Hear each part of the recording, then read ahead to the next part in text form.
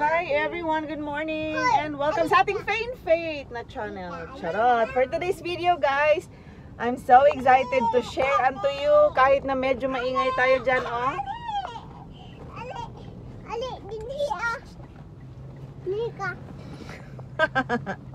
Guys, mag-vlog ko sa Faith. It will be a testimony. Alo, no to shouting.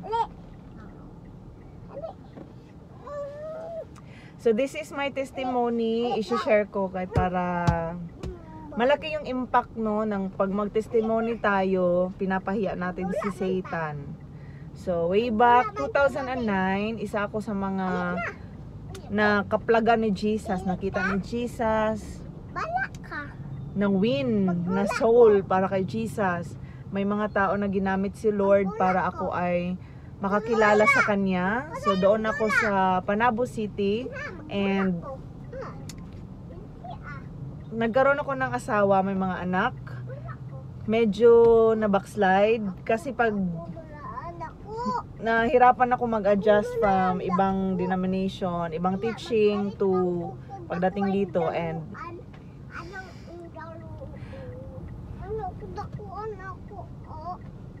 na backslide, na naging lukewarm ako na Christian. And imbis na mag-focus ako sa pag-serve kay Lord, ang nakikita ko lagi ay yung kahinaan ng asawa ko. Lagi kong tinitingnan siya as my leader. Kasi doon sa Panabo City, meron akong leader, meron akong tinitingnan ng mga mentor. Nai-encourage ako sa buhay nila kasi sila yung mga tao na talagang nagdi-devotional, nag-worship sila, nagwi-win sila ng soul. Pero pagdating ko dito, kailangan kong ako ang gumagawa ng mga bagay na yon, which is very exhausting pag wala kang kasama and parang mahirap na nakikita mo yung maraming weakness ng mga tao. And apektado yung marriage namin, apektado lahat. May mga open doors for the enemy para hindi maging maayos no lahat. Hindi ko na siya i-detalye pero I'm sure na maiintindihan nyo yung buhay na pag walang Christ, di kayo masaya. Parang laging nakikigulo si Satan. Walang joy, walang peace. May mga away, konting away. Mga masasakit na mga salita ang nababato, mga ganyan, mga worst cases scenario. And until such time na meron akong mga ministers na nakilala online, nag-share sila ng word ni God, syempre, nakaka-bless yung buhay nila kasi nakikita ko talaga how God moved sa mga buhay nila in a very, very mysterious way, in amazing way, in a greater way. Like casting out demons, making deliverance. And okay, nagbay si Mami dito no. And kiss Mami B. Okay, so yung parang ganun guys na nakikita ko kung gaano sila ginamit ni Lord because of the anointing na nasa buhay nila. Naintindihan ko na ganun pala mag-work sa spiritual realm. Hindi pala porky Christian ka na at gagamitin ka na ni Lord. Wala kang mga sacrifices na gagawin. Pwede palang mawala yung anointing. Pwede palang mawala yung presence ni Lord sa'yo. Like soul or yung Holy Spirit sa'yo kapag hindi mo inaalagaan. Like, ikaw yung temple, tapos hindi mo inayos yung buhay mo, lagi kang nagagalit, lagi kang nagja-judge, inaalaw mo yung sin na mag-grow sa buhay mo, mga words na hindi na dapat sinasabi, binibitiwan mo. All the more, mas parang natutuwa si Satan kaysa sa yung Holy Spirit na magstay sa'yo. So kagabi, pumunta kami doon sa New Creation sa Cagayan de Oro City, led by Pastor Ronjan, a prophet, isang prophetic siya na ministry, Pastor Ronjan Tion. I'm so blessed dahil grabe din yung anointing. Yung napapanood ko guys na mga videos na talagang yung mga teachings nila nakaka-bless. yung mga turo nila na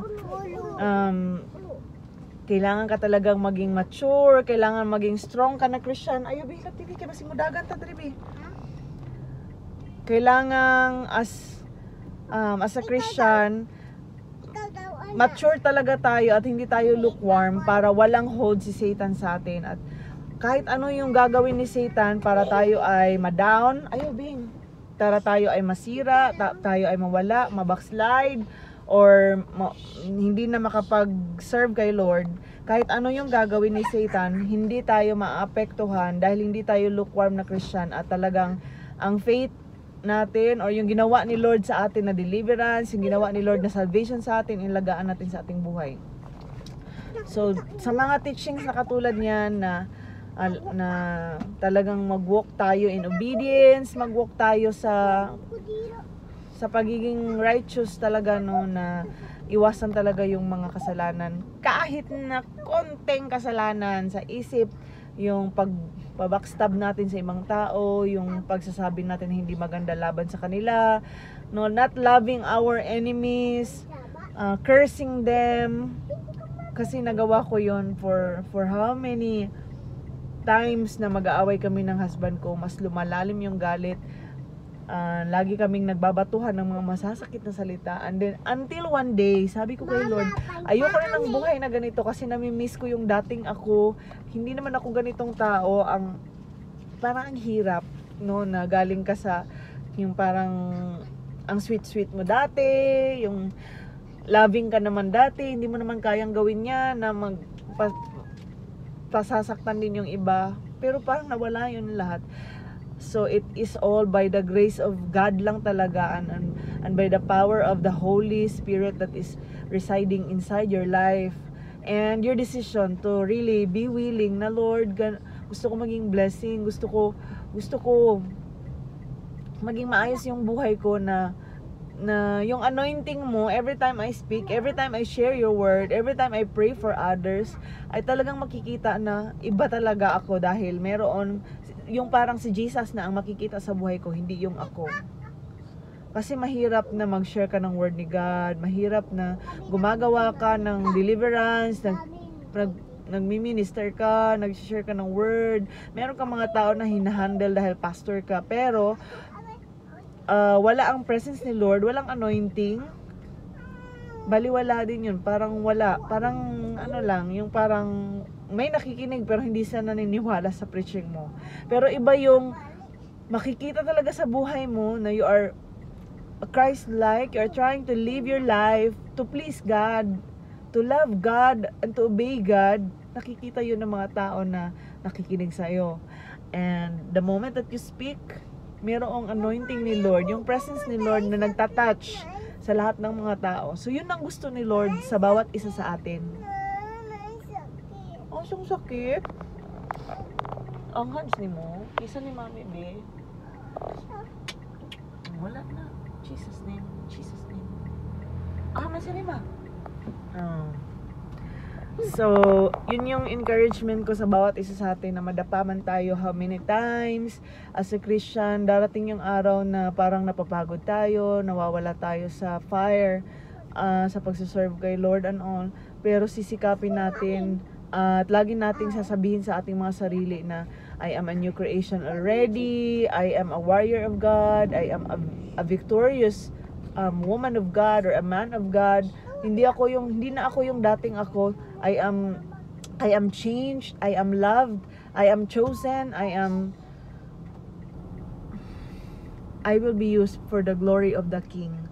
And I am a princess of God. Let us all declare it, kasi sometimes yung mga declarations natin, no, is out of control. At kung ano yung iniisip natin na ganon tayo, magiging ganyan tayo. So let us rely on the word of God. Kung ano yung mga sinasabi ng word ni God, ng Panginoon mismo, hindi siya sinungaling, sa i-claim natin, yun yung i-declare natin palagi. At yun yung paniniwalaan natin palagi. So alam ko guys, medyo mahirap yan siya, pero by the grace of God, makakaahon tayo, tayo sa sarili nating mga paa. We can do this all together. Sama-sama tayo na mag-grow as a Christian. Sama-sama nating mag-study, no, mag-aral ng word ni God more. And sabay-sabay tayo na magiging ano talaga na army ni Lord. Matured at saka hindi madaling na nauuto ng kaaway. Kasi yun si Satan, he's the father of all lies. Lagi niyang sinasabi yung mga negatibo sa atin. Lagi niyang ini-inject yung mga bagay-bagay na hindi naman yan galing sa Diyos.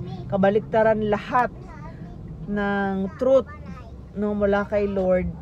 Tinitwist niya yan. So, let us be careful in receiving all those lies. And I pray in the name of Jesus na ikaw na nanonood ngayon, magiging ano ka din, on fire, balik kay Lord.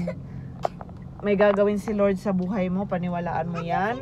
And gusto talaga ng Lord na mag-serve ka sa Kanya, and He is waiting for you to come to Him. He loves you so much, He cares for you so much, and He's waiting for you to be willing to be used for His glory. Kasi laging naghahanap si Lord ng, isi-share ko yung